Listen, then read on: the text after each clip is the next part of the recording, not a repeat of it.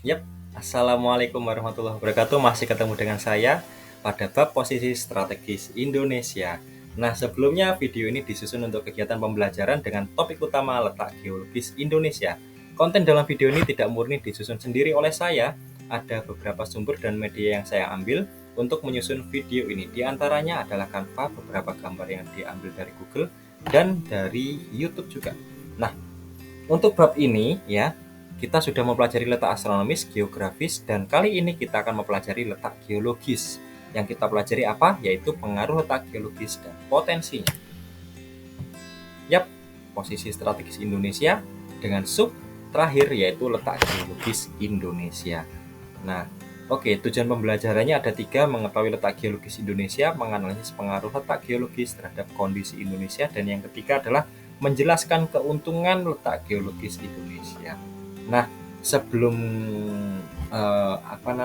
kita beranjak ke materinya, letak geologis berarti yang kita bahas nanti berkaitan dengan eh, dua hal utama, yaitu tektonisme dan vulkanisme. Itu adalah kondisi-kondisi yang mempengaruhi letak geologis Indonesia.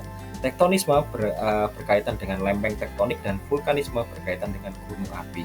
Itu nanti adalah dua faktor utama yang memiliki keterkaitan terhadap kondisi Indonesia saat ini yang ditinjau dengan letak geologisnya. Ah, kalau kalian tahu, dulunya Indonesia itu belum tercipta secara sempurna seperti kondisi saat ini. Jadi awal mulanya menurut teorinya Alfred Wegener, ya, Alfred Wegener yang teorinya berupa continental drift, itu seluruh daratan di dunia itu dulunya itu tidak seperti saat ini, yaitu bergerak dan bergeser karena mereka mengapung pada suatu lapisan yang sifatnya cair atau pijar yang disebut dengan astenosfer. Jadi lempeng-lempeng bumi itu di atas, ya, di atas lapisan yang bawahnya itu sifatnya pijar atau cair, gampangannya seperti itu. Tapi sebenarnya bukan benda cair, tetapi batuan yang meleleh. Jadi kayak gitu. Jadi lempeng tektonik di bawahnya adalah magma-magma yang ukurannya sangat tebal. Karena magma-magma ini sifatnya cair, ya, sifatnya, tapi bukan benda cair sebenarnya. Karena sifatnya cair, ada efek rotasi bumi, akhirnya terjadilah gerakan di dalam astenosfer itu sehingga lempeng-lempeng di bumi itu bergerak.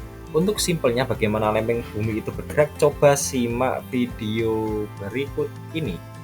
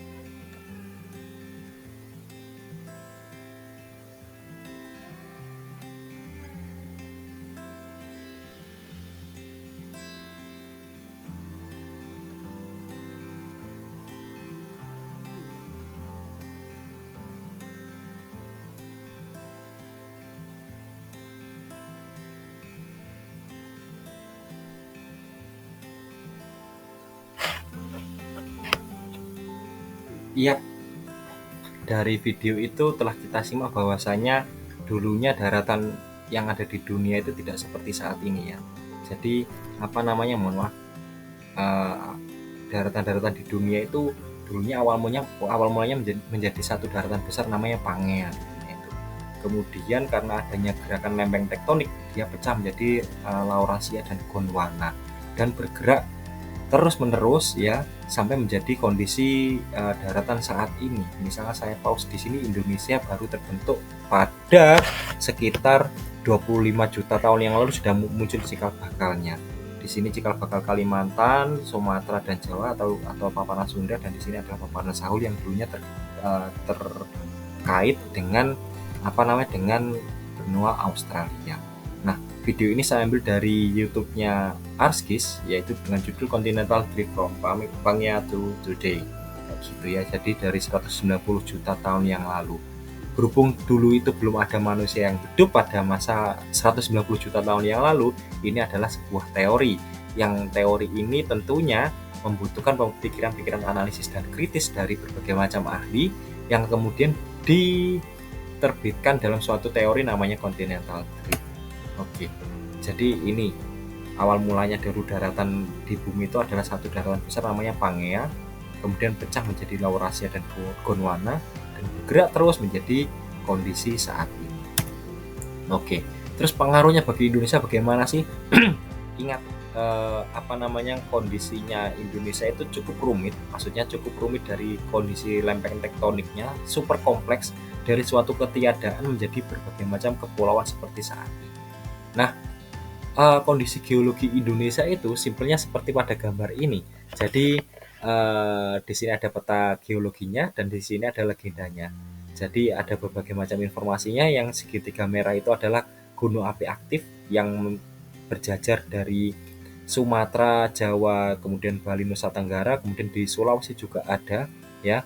Ada berbagai macam gunung-gunung api yang ada di Indonesia sekitar 130-an kalau saya tidak salah ingat.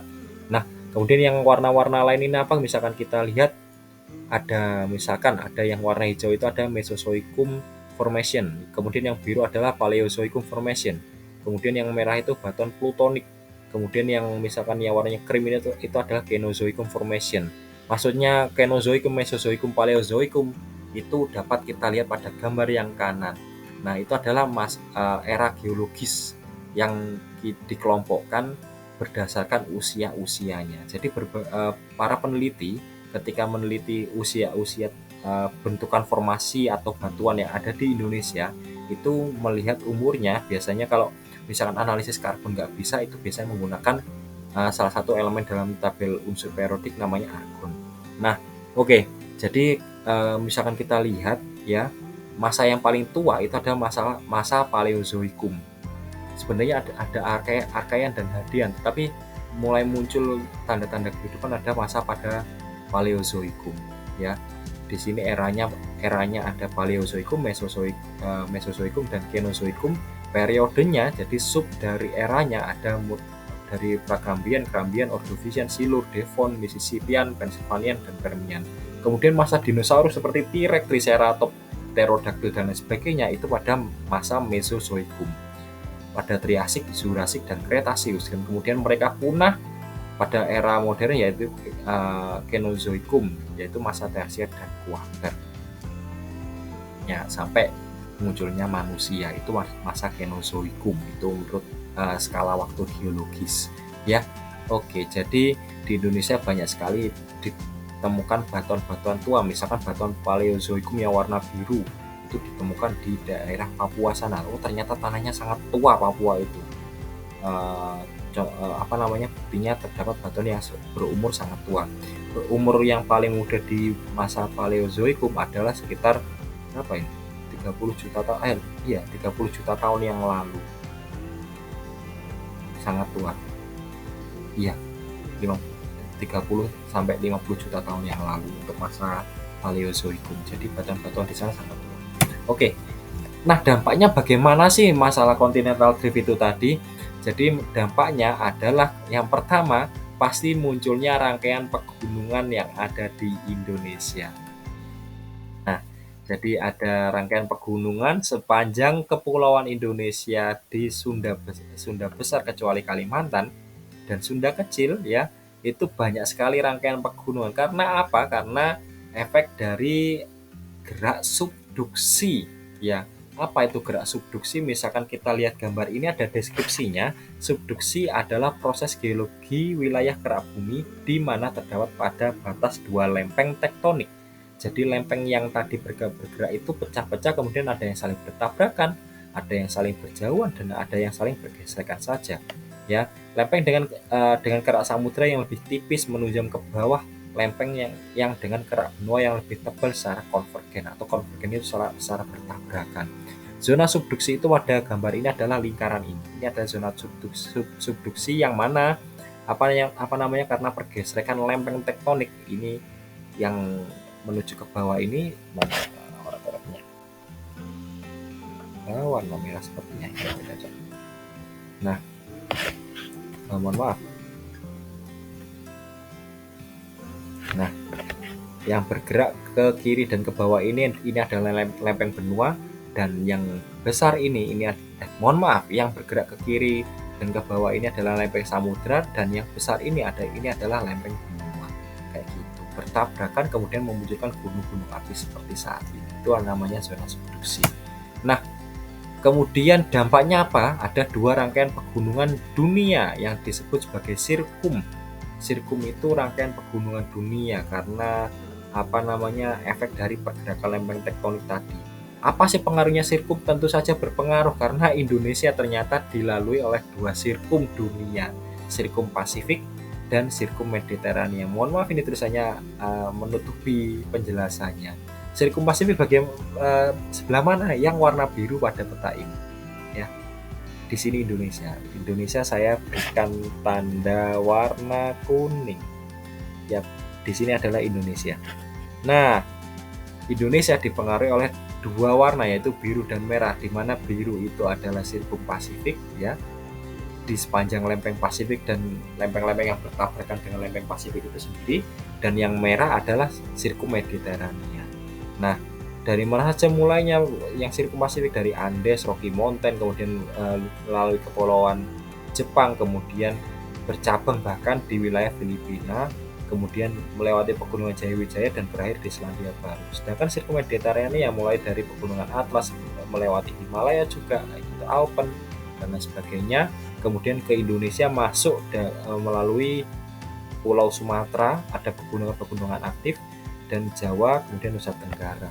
Itu banyak sekali pegunungan-pegunungan aktif yang kalau misalkan kita lihat dia itu memiliki pola tersendiri. Ya, punya pola tersendiri. Bagaimana polanya? Yaitu berjajar kayak gitu. Ada polanya mengikuti batas lempeng tektonik atau tabrakan lempeng tektonik kayak gitu. Itu namanya adalah deretan pegunungan atau namanya sirkum.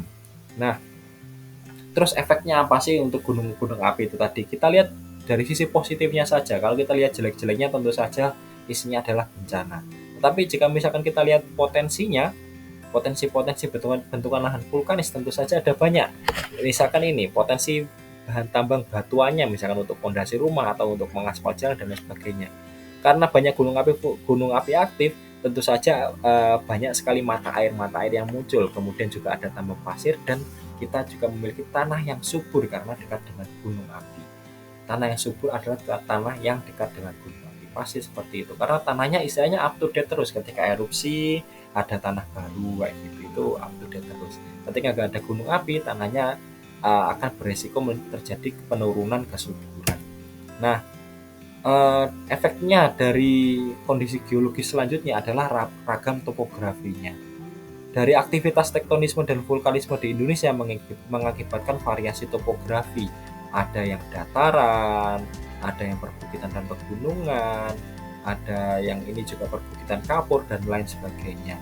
Karena munculnya gunung-gunung api, tentu saja ada yang tinggi, ada yang rendah kayak gitu datarannya. Kayak gitu. Dengan adanya perbedaan topografi ini, topografi itu bentuk muka buminya ya, perbedaan ketinggiannya, dengan adanya variasi topografi tentu saja manfaatnya banyak. Yang dataran rendah potensi terhadap sawah-sawahnya, yang dataran tinggi atau pegunungan potensi dengan perkebunannya, misalkan ada cengkeh, ada ada teh kayak gitu, ada kopi juga kayak gitu ya. Nah, oke.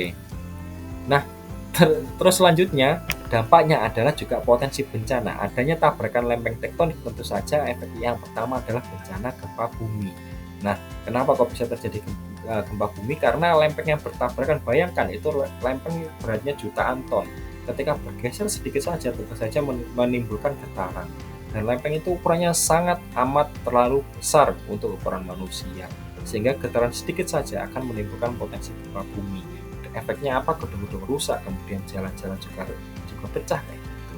Tapi yang menderita seperti ini bukan hanya Indonesia saja, tetapi berbagai macam belahan bumi yang dia itu dekat dengan jalur pertemuan lempeng tektonik.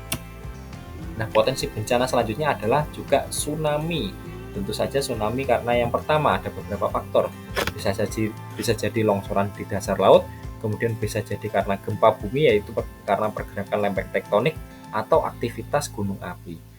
kita di sini memiliki 3 potensi unggul terhadap tsunami, yaitu dari gempa bumi, vulkanisme, dan longsoran. Kalau tumbukan asteroid itu tidak terlalu sering terjadi juga sih ya untuk belakangan ini. Tetapi yang karena faktor geologisnya seperti karena faktor lempeng tektonik dan gunung api itu menjadi salah satu minusnya berada di zona geologis pertemuan berbagai macam lempeng tektonik. Oke, potensi bencana yang selanjutnya tentu saja erupsi gunung api, karena kita memiliki 130-an gunung api, sekitar 13% atau berapa persen dari gunung api di dunia gitu. Nah, dan untungnya mereka tidak meletus secara bersamaan gitu aja. Nah, potensi bencana yang selanjutnya adalah juga tanah longsor. Karena ada perbedaan topografi, ada yang tinggi, ada yang rendah, tentu saja perbedaan ketinggian menyebabkan adanya slope atau kemiringan. Kemiringan menyebabkan munculnya efek tanah yang bergerak dan bisa berakibat longsor. Nah, untuk tugas di deskripsi video. Sekian untuk video hari ini ya. Jadi misalkan ada yang ditanyakan atau ada yang misalkan di komentar dari video saja saya, langsung tolong tuliskan komentar di kolom komentar. Jangan lupa like dan subscribe. Sekian dari saya untuk pertemuan kali ini. Wassalamualaikum warahmatullahi wabarakatuh.